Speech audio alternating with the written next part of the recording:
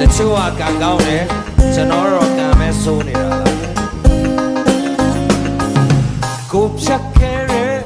နေတွေပြန်လဲကြည့်တော့သိကိုမလွယ်လာဘူး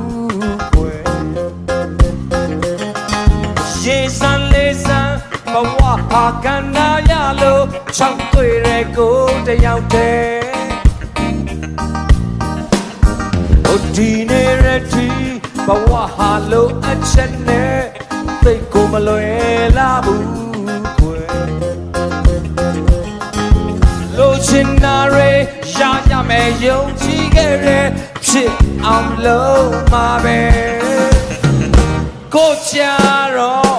သိခဲ့တယ်တချို့ချာတော့သိကံကောင်းတချို့ချာတော့အရန်ကိုဟုတ်နေကြရလေကိုချာတော့မြဲခဲ့တယ်မလားကိုဖြတ်ခဲ့တဲ့နေရပြန်လဲချီတော့သိတော့မလွယ်လာဘူးကွယ်